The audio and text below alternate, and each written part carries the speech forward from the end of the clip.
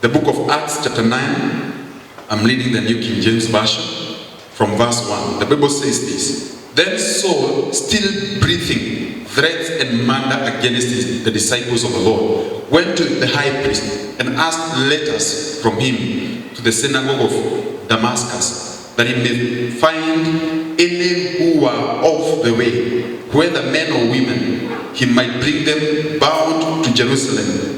As he journeyed, he came near Damascus, and suddenly a light shone around him from the heaven. Then he fell to the ground and heard a voice saying to him, Saul, Saul, why are you persecuting me? And he said, Who are you, O Lord? We stop there halfway through verse number 5. This man called Saul, he is heading to Damascus. But as he is going there, he's not going there on a good motive. He is going there with one objective. His aim is to arrest Christians or believers. His aim is to get on board people who have been off the way. Mark that word. The believers by this time, they are not called Christians.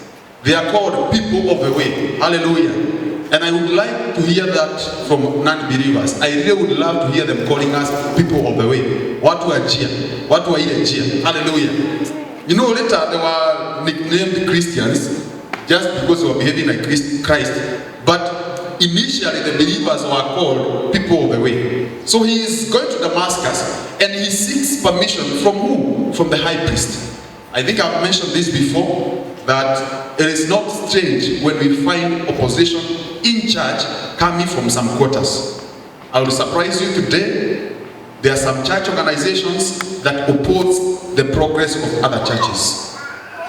This is coming from the high priest. Who is the high priest? He is the head of the Judaism. He is the one who is in charge of the Levitical laws, whatever they are practicing as the old laws of Moses or obedience to Torah.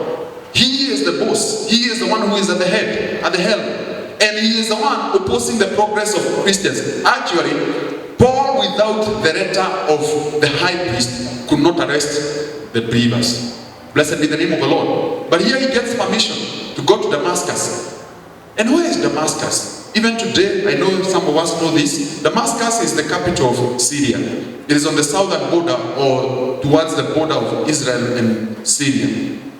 And we believe, and history says this, that the believers who were in Damascus at that time, they are people who were scattered. Earlier on we studied through the previous chapters of the book of Acts, that they are believers who were scattered by persecution and they ran away. So some of those went to Damascus. So Paul, having realized that the believers, after seeing the persecution of Philip and the rest of the disciples, have now fled, he chose to go to where they have gone. That is to go to Damascus and arrest them. And the aim is to arrest the Jews, often they refer to the Hellenists or the Jews who have adopted to the Greek culture.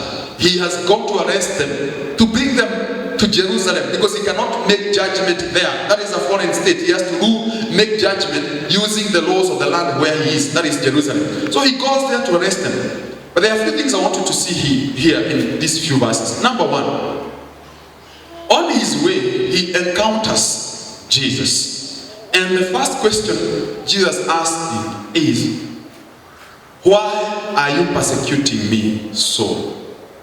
And Saul responds by saying, who are you, O Lord? I want you to see two things through those two statements. The first thing, that Saul, for the first time, he has discovered there is another authority. All along, he is thinking he is dealing with the Christians. Hallelujah. And he knows that the highest authority he can go to, you know, he is a Pharisee. The highest authority he can go to is the high priest. That is the only order he knows.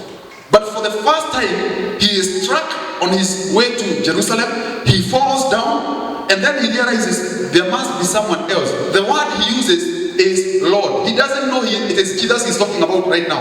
And that's why he is asking, who are you? He doesn't know who he's dealing with. He's asking, who are you, O Lord? The use of the term Lord is the same Hebrew term we find in the Old Testament, Adonai or Master.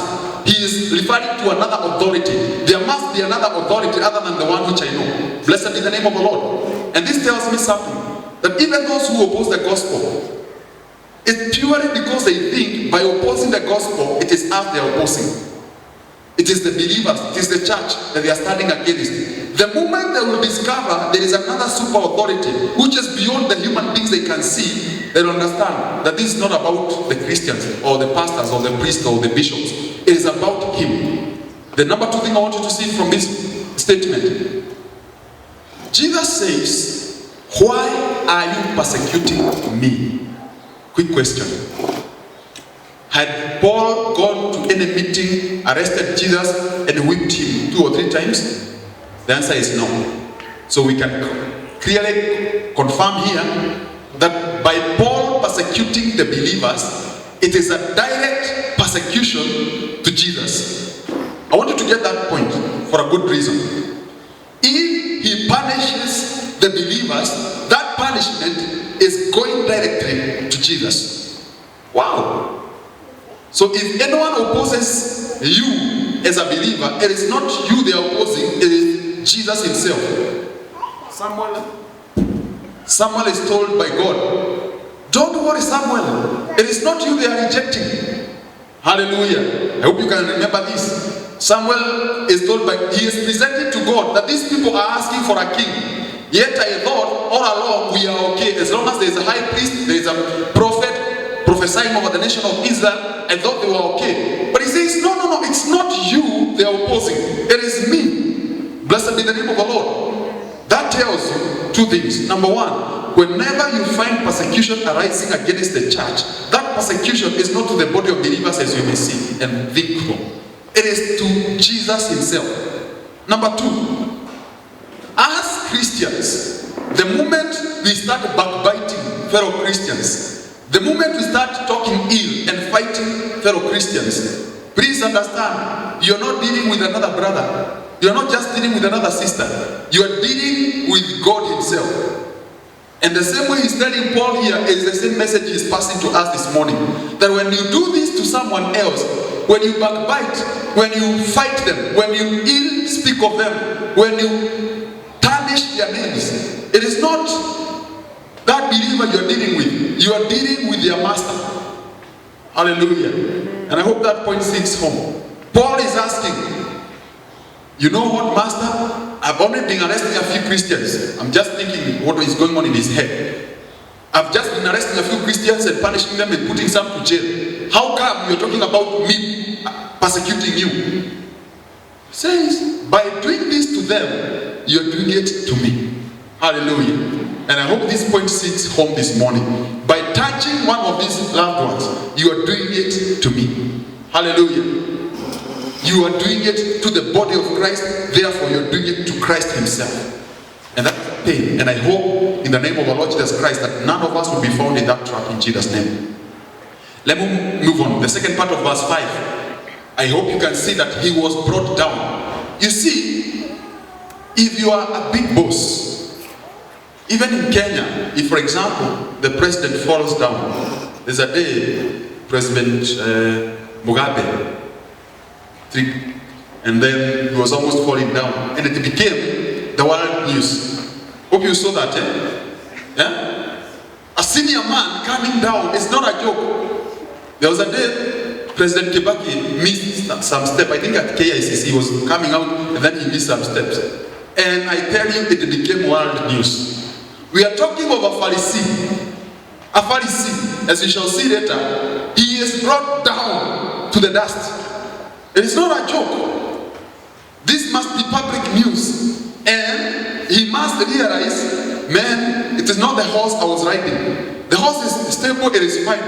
It is not about the horse. There must be some other divine powers which has brought me to where I belong. I thought I'm the king, I thought I'm ruling, I thought I'm in that high position, but he has brought me to where I belong. Blessed be the name of the Lord. Verse 5. I continue the second part of verse 5. Then he said, I am Jesus whom you are persecuting. It is hard for you to kick against the gods.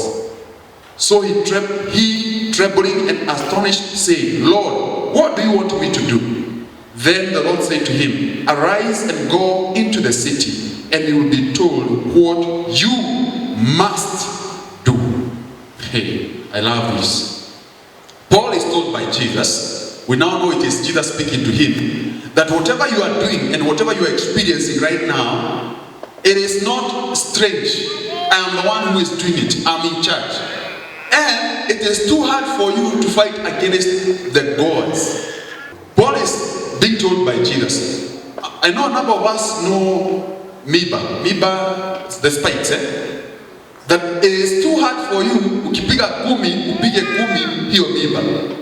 That if I am in charge, if I am the one driving this thing, if I am the one in charge of the church and I want the church to prosper, Paul, you better understand as early as now, fighting against my will is as simple as wanting to die. Bwana Yesu asifiwe. Wale waliojiunga nasi tuko katika kitabu cha Mitume mlango wa 5.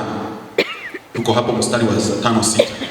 So, he is being told it is impossible. You cannot do this. You cannot fight against me. I am in charge. And then the Bible tells us in verse 6, the Lord Paul says in response, what do you want me to do? In short, this is a statement of submission. Kila wakati utakapoona mwanaume amefika mahali anasema, basi niambie unataka nifanye nini? Huyo mwanaume au huyo dada au huyo mama au huyo kijana amefika mahali pa kusema, sasa umeniweza. Hallelujah. I'm surrendering. I've gotten to my end. Take over and let me know what you want me to do. Blessed be the name of the Lord. I love this. And I pray that this will be the statement of each of us. Ya kwamba katika maisha hatutalingana na Mungu. Kila wakati tunaambia Mungu, ningetamani nifanye mapenzi yangu, ningetamani nifikishe hapa, ningetamani nitembee pale. This is a statement of saying, I am done with my own initiatives. I am done with my own pursuits. I'm seeking things and they are not coming to pass. Mungu, nimefika mahali pa kukwambia, niambie wewe unataka nifanye nini? Hallelujah. What do you want me to do? Church, I would like you to say this with me.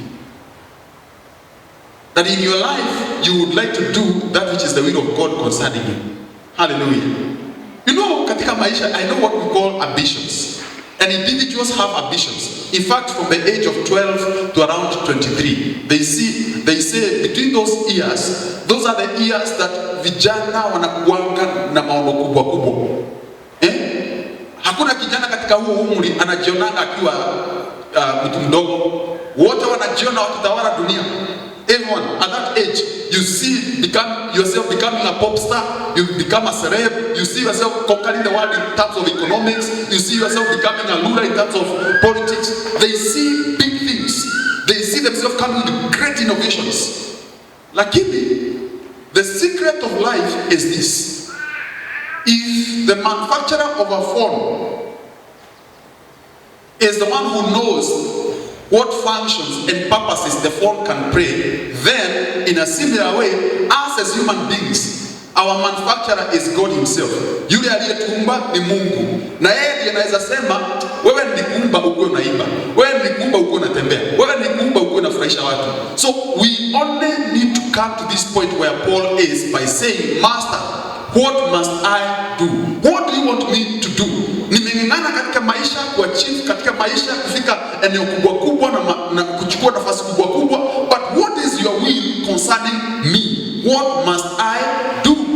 The Bible says, Jesus responded by telling him in verse 6, Acts chapter 9 verse 6, Jesus responded by telling him, you will go to the city, the same city you are heading called Damascus, but now your objective and your purpose must change.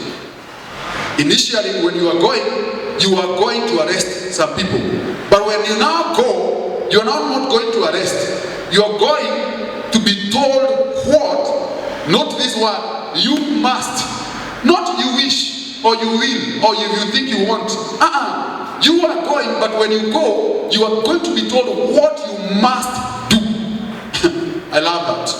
Ukiingia pale, utaambiwa kile ambacho wewe utatamani kufanya. Kuanzia hapa, wewe unapewa masharti. Kuanzia hapa, wewe ni kuamrishwa na amrishwa. Those who enroll for the army or for the police and all those other disciplined forces, once you enroll, even NYS, once you enroll, you leave your rights on the gate. Rights za kusema mimi nataka kuamka saa fulani, nataka kukula saa fulani, nataka kula ina hiki, nataka kuvaa hivi. Those things you leave them at the gate. Why? Once you are in, you are under discipline. You are under authority. And James would later use this in an example where he says that us, we are not like civilian. We don't behave like civilian. We don't wear like the civilian. We are under certain authority. And therefore we do what we are told we must do. Blessed be the name of the Lord. So church, I'm asking you this morning, kubali kuamrishwa kile utakachofanya. Kwa nini? If we do what is our own will and our wishes, of course, we'll achieve our own desires and our objections, but we will not achieve the purpose of God. But if we do that which God is telling us to do, and which we must do, therefore, we shall inherit the kingdom. Blessed be the name of the Lord. I hope we are going together. Verse number 7 says this, Acts chapter 9 verse 7. And when men who journeyed with him stood speechless, hearing a voice but seeing no one. Paulo, by this time he is called Saul, he is going to Damascus, but because he is not a small man, he has so many people who are accompanying him. Most likely, this is a group of people selected by the high priest to go help Saul arrest more believers. Yani kazi ya Sauli ni ya kuamrisha, chukua ile, chukua wale wengine, funga hawa, weka hawa nyuma. Lakini kuna wale wajakazi wake. But mark this. When it got to the point of God ashaming him and bringing his super authority down, God made sure he is doing it publicly, ili iwe hadharani kwa hao wengine wote walio wafuasi. Hallelujah. I like this. And Jesus said it, you strike the shepherd, you scatter the sheep. If you deal with the head, you are good. Those who know some tactics which are used by the army, when they go to fight a foreign army, they don't aim at fighting small locations. They hit the headquarters. You deal with the headquarters, you deal with Osama himself, it's as good you've dealt with the entire group. Hallelujah. So Saul is the leader here. He is headed to Damascus. Amewekwa chini ya vumbi na Mungu. Hawa wengine wote, Biblia inasema wao walikuwa tu wanaona lakini wasikii sauti. Acha nirudie. They were hearing a voice but they were seeing no one. Yes, they were not seeing anyone. They are just hearing someone. There's a conversation between Saul and someone else, but they cannot see anyone. I want to say this, and this is the part which I love.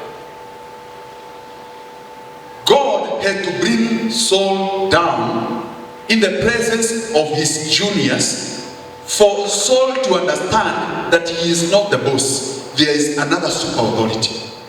If he did that separately, confirm, if this was done on a separate room, Saul is brought down and then there is this conversation between him and the Lord Jesus Christ himself, there is a chance Saul would have come back to his people and told them, I'm still the boss. I've just changed my mind. There's something I want us to do differently. Hallelujah. But God is careful kumweka chini hadharani watu wakiona. Anaangushwa chini ili anapoangalia anasema kabisa lazima kuwe na Mungu. And this is what God does. And I hope we will not in our personal life wait until this happens. I've seen families which have gone through this. Mungu anawaibisha mbele ya watoto wao. Kwa nini? Hizi siku zote wamefunga masikio yao kumsikia Mungu, mpaka siku moja Mungu anawaibisha hadharani. I've seen even some preachers whom God have ashamed publicly. Why? They have put pambako masikio yao. Their ears are dull. They don't want to hear God, and therefore God has to shame them publicly. The rest of the people are witnessing. But the other thing I want you to see with this is that the call was personal. God is not coming to save a group of people. And those who wait for this, they should understand. Nimejua katika vijana sana sana ukienda kuhubiri kwa high school au kule vijijini, vijana wanapendaka kutiana joto, wacha tuende tukaokoke, wacha tukabadilike. It is not so with the kingdom of God. The kingdom of God is a personal decision. These men have no business in what is happening between Saul and God himself. Hallelujah. There's a personal encounter, and Paul experiences that, but they are witnesses of what happens. I move down, verse 8. Then Saul arose from the ground, and when his eyes were opened, he saw no one. But they led him by the hand and brought him into Damascus. And he was there 3 days without sight, neither ate nor drank. Hallelujah. I love this. Bible says, alipoamka ashapewa masharti, ameambiwa enenda kwa mji. But please note that he was not told to which part of the city to go, to who to go. That would come later. Obedience to the first instruction, the rest will follow. It's the same thing we learned on Sunday. You first follow the instruction, go to the city. Wewe ingia katika mji. Ukiingia kule, I will give you the second instruction. If you fail to obey the first one, the second one will not come.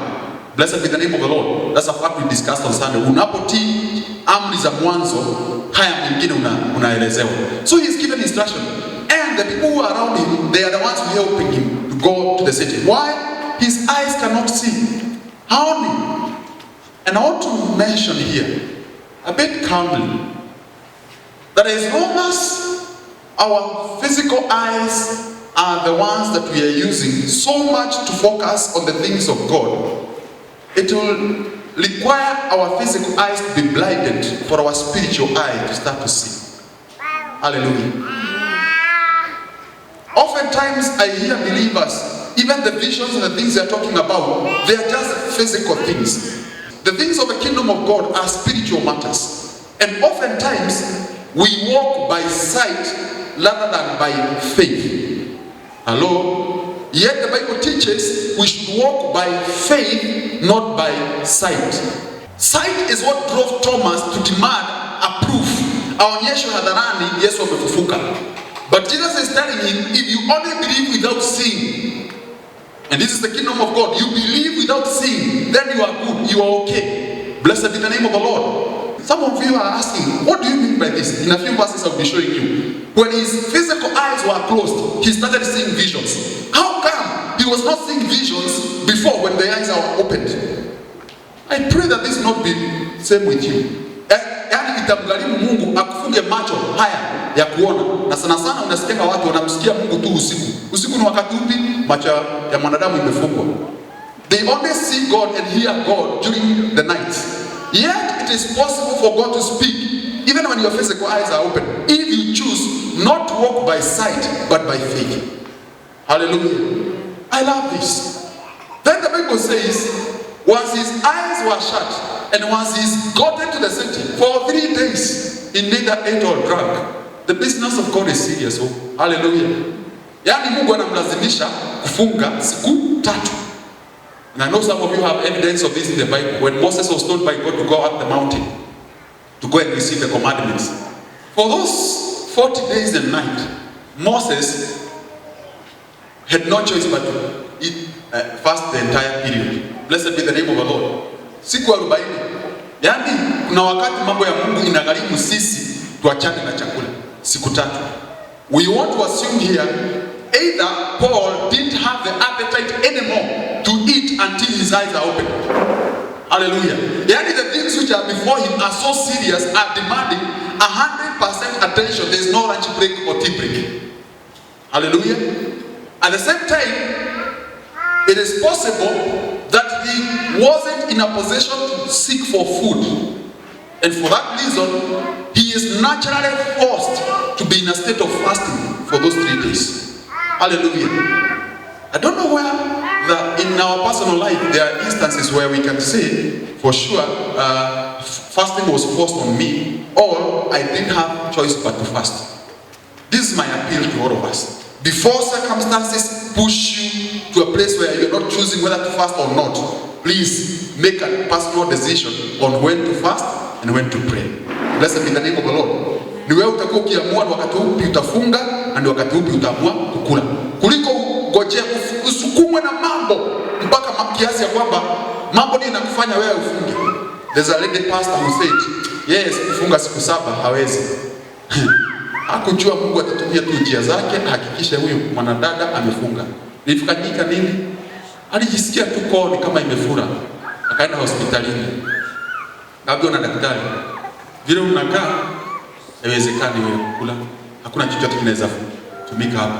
Unless tutoboe hapa tukwe tunaiteremsha au tutoboe huku tukwe tunai chakula. Akasema hapana. Mungu ataniponya. Akakaa kwa nyumba 7 good days On the 7th day, Mungu akamponya. Naturally, supernaturally, divine, akapona. Akaamka akalia rais. Kumbe Mungu aniambia sio kuweza hauwezi, ni vile tu wewe mwenyewe hauamui nitafunga. Hallelujah. You don't make a decision, I will fast. So I'm begging and requesting of us this day, do not force yourself. Do not be forced by circumstances to fast, but make a decision in your own way. And fasting does not have to be complex as people put it. Do it in your own version. I like practicing fasting in all manners.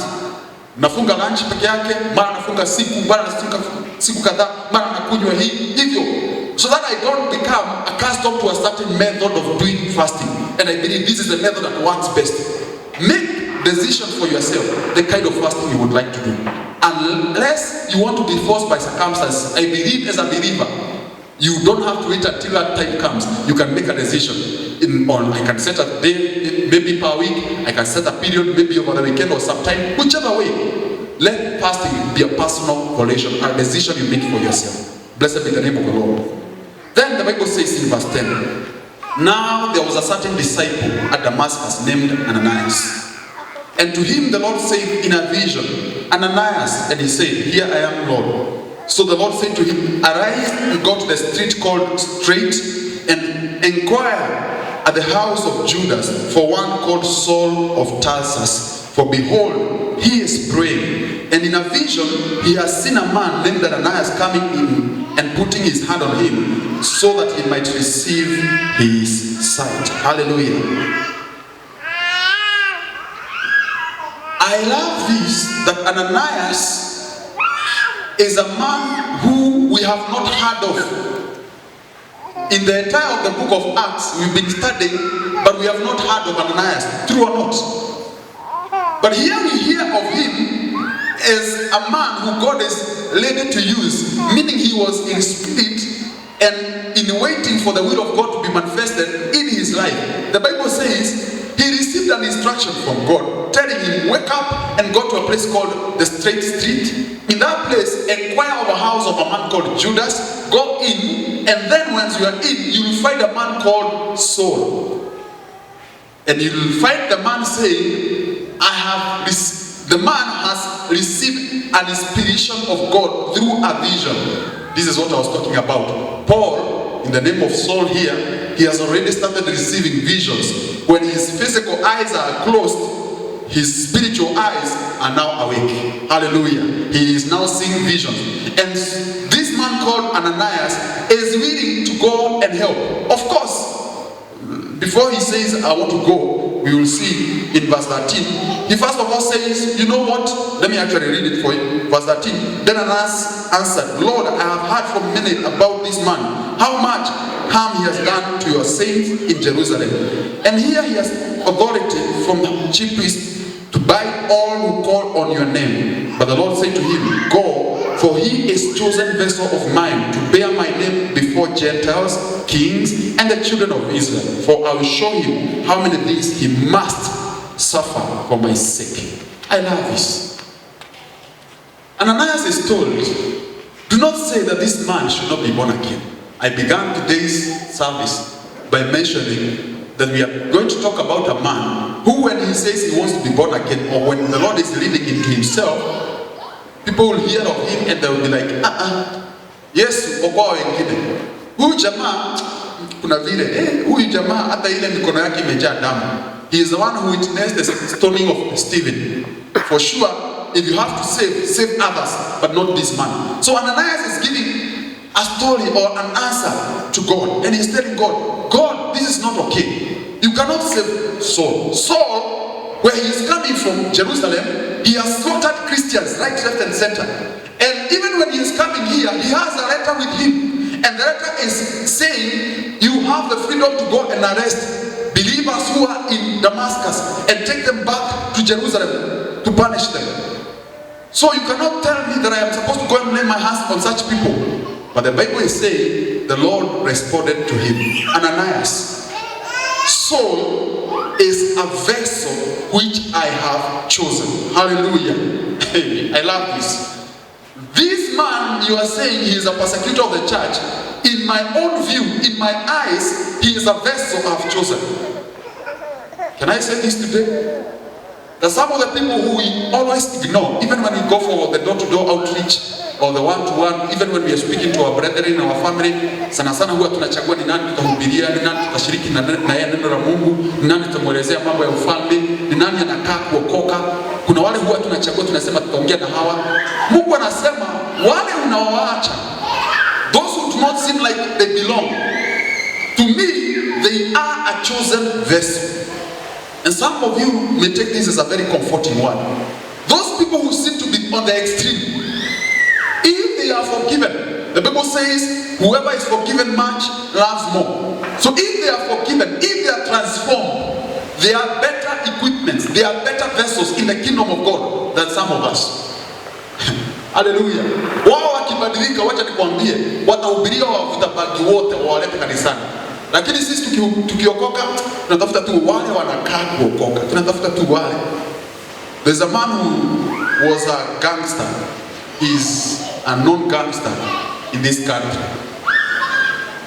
He got arrested after escaping some bullets and his colleagues were killed. So when he is in prison, he encountered men of God who came to preach in prison. And for sure, he gave his life to Jesus. From that moment on, his life was a radical transformation. I'm not giving stories, I'm talking of a real man. He was transformed, akabadilika kabisa. Even in jail, the wardens and everyone else who was inspecting the jail, they realized this man is changed. After a period of time, when Kibaki announced, we call it the prerogative of mercy. When he wants to exercise that mercy, he says, can I be given a list of people who are in jail, who are considered to be reformed, and then I can release them to go back to society. He was among the first ones. I tell you, that man has reached out to all forms of radical criminals. He is going out to places talking about drugs, because that was his main game. He's talking about all manner of evil we can imagine of. When us, we are shy to go to some of the slums. That's where he wants to go. These are the people he wants to reach out to. When we are shy to go and preach to people who have guns in their pocket, these are the people he is touching. This is what we are talking about, Paul. Jesus is saying, he is a vessel which I have chosen. You may not see it that way. And if you look at the description of Paul in the book of Philippians 3 verse 4b to verse 6, this is how he describes himself. He says, if anyone else thinks he may have confidence in the flesh, I more so, circumcised on the 8th day of the crop of the stock of Israel, of the tribe of Benjamin, a Hebrew of Hebrews, concerning the law, a Pharisee, concerning zeal, persecuting the church, concerning righteousness, with the law, blameless. He is in short saying, I'm not a simple guy. Oh, I have a CV and my CV speaks for itself. And that CV is not a good CV. If you are to compare me with a true Christian, mimi ni mtu ambaye ako mbali sana na mambo ya ufalme. But this is a vessel that God is talking about. I've chosen him the way he is. Hallelujah. May you not choose who to preach. May you not choose who to encourage to come to the kingdom of God. The disciples took him by night and let him down through the wall in a large basket. Two things I want you to see here. For the first time, Paul, or the name Saul, faces the threat of death. But the threat of death does not intimidate him to stop preaching. And I know some of you are already seeing this similarity. Do you know of any other person in the Bible who was brought down through the wall? Hallelujah. And they escaped death by being brought down by a basket through the wall. Hallelujah. Those who know the story of Rahab and the spies. This is the same thing Paul is experiencing for the first time. And these things will not be the first and the end. He is now just starting the journey. I just wanted to put that. Then verse 26. And when Saul had come to Jerusalem, he tried to join the disciples, but they were all afraid of him and did not believe that he was a disciple. But Barnabas took him and brought him to the apostles, and he declared to them how he had seen the Lord on the road, and that he had spoken to him, and and how he had preached boldly at Damascus in the name of Jesus. So he was with them at Jerusalem, coming in and going out, and spoke boldly in the name of our Lord Jesus, and disputed against the Hellenists. But but they attempted to kill him. And when the disciples found, they brought him down to Caesarea and sent him out to Tarsus. We call him Paul of Tarsus. Let me mention a few things here. Jesus said to Ananias, when he is sending Ananias to Paul, go and tell him what he must do. Number 2, how he must suffer. Hallelujah. Before even a chapter is gone, we are seeing the fulfillment of what Jesus told Paul he will go and experience. Alimwambia, mwambie haya mambo ndio lazima ayafanye, na number 2, lazima apitie magumu sababu ya kuyafanya haya mambo. And he was taught to do this. Na alipoondoka yameanza kufanyika. In few verses, he is preaching at Damascus, and he has come down to Jerusalem to preach as well. But in those 2 places, already he has 3 threats of death. Hallelujah. I don't know how many of us here have ever been threatened to be killed because of preaching. Ni wangapi katikati yetu umemwishia Mungu mpaka watu wakasema tutakuua? Okay. Kuna mmoja anadangwa because of you. Bwana Yesu asifiwe. You now experience reality. Mimi nimeshatadikishwa. Unajua jamaa anachukua panga, anaongesha chini mara 2. Anasema nikikuona mara 2 nitakuua. Of course, unaondoka tu. Siona na hata Paulo aliondoka.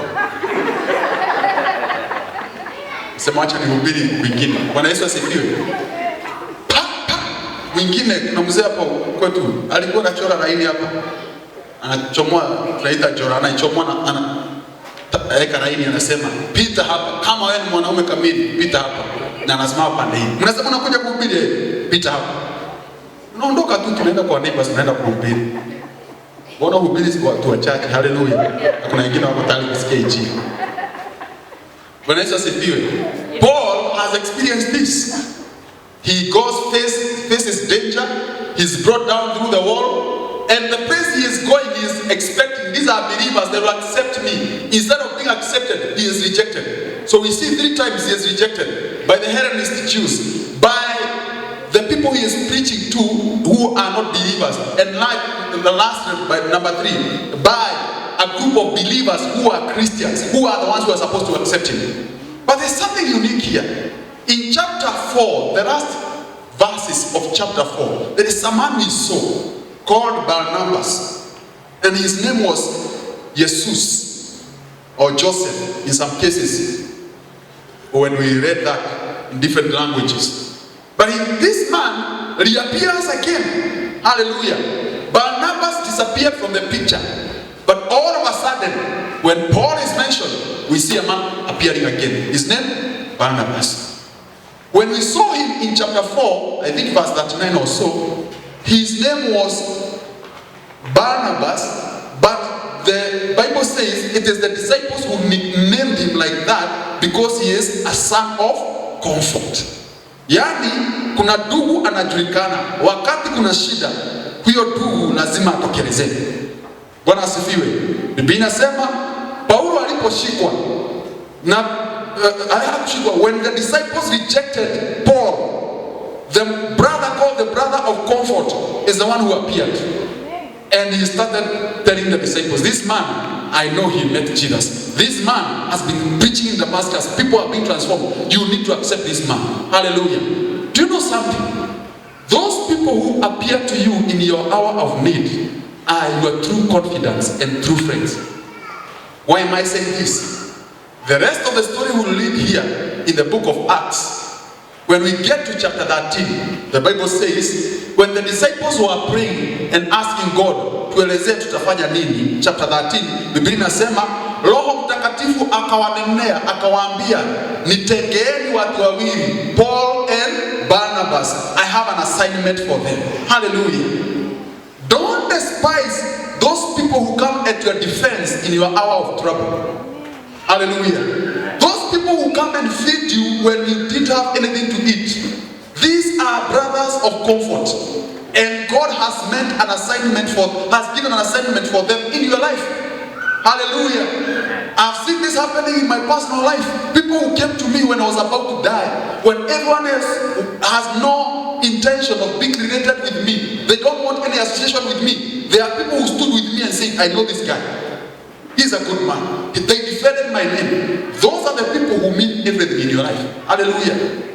Bwana Yesu asifiwe. Barnabas, a brother of comfort, to the rest of the disciples we saw, he gave his resources, his wealth, he sold his property and brought it to the disciples.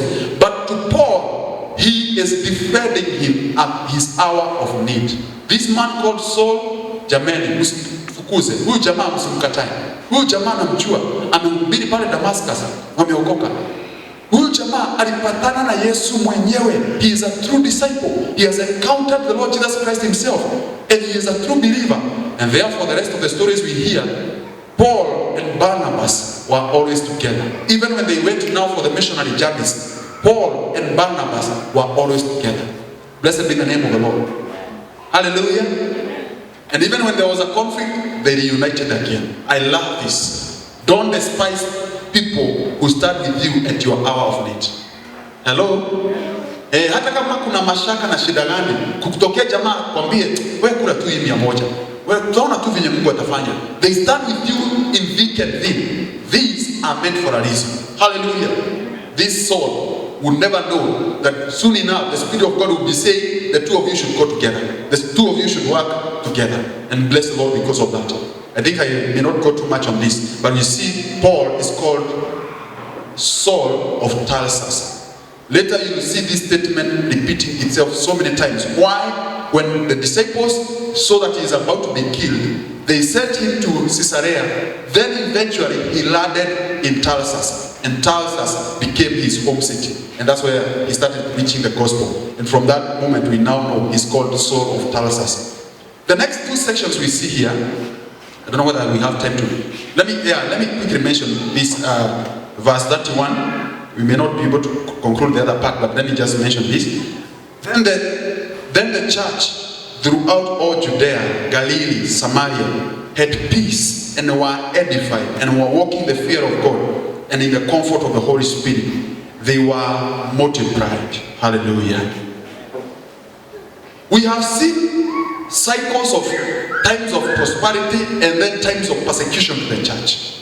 Lakini Biblia inasema kanisa lilipofika wakati Sauli ambaye ndiye alikuwa kiongozi wale walikuwa wananyanyasa kanisa, amebadilika kavuka ufalme akaingia katika ufalme wa Mungu.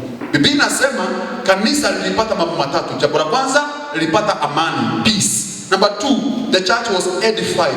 Number 3, the church was multiplied. Hallelujah. Can I say here with a lot of authority this morning? Spiritual battles and fights are not meant to last forever. And that's why as a believer, I have a problem when I see a Christian who faces battles January, February, March, all the way to December. January ingine inaanza, mfululizo. I will remind you today, even when the devil tempted Jesus, the Bible says he tempted him how many? 3 times. Then the Bible confirms, akamwacha. Hallelujah. Every one of us should experience such a period where even after we are going through a lot of persecution and fight, the enemy should leave you and disappear to give you time for these 3 things: to have peace, to be edified, and to be multiplied. Hallelujah. Sio vita mfululizo Januari mpaka December, then Januari nyingine unaanza unafululiza mpaka mwaka mwingine, unaenda hivyo miaka yako yote ni miaka ya machozi. Kuna shida. There is a problem somewhere. According to the word of God, even Jesus himself aliachwa. And the Bible says the devil was now looking for another opportune time. Amemwacha, and for that period Jesus is meant to conduct business. Wanakuja wanapatana mahali pengine, then anamwacha. Anaendelea na kazi. He prospers, anampata mahali pengine, and this is supposed to be the cycle of every believer. I pray that God will grant us such grace in this house in Jesus' name.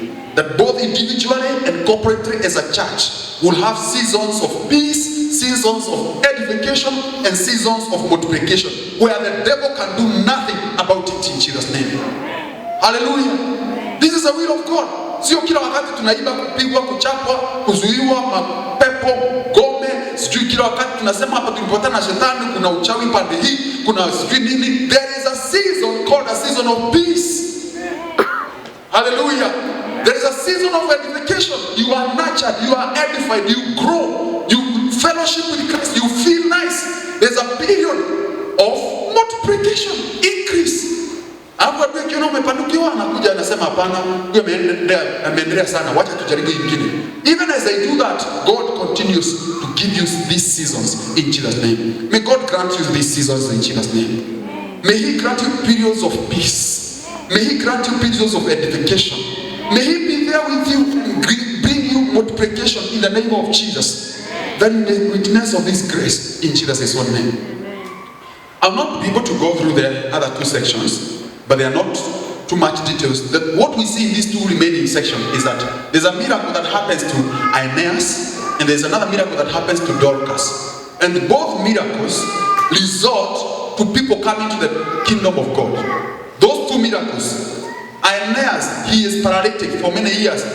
God heals him through Peter, and then immediately people receive Jesus because of that miracle.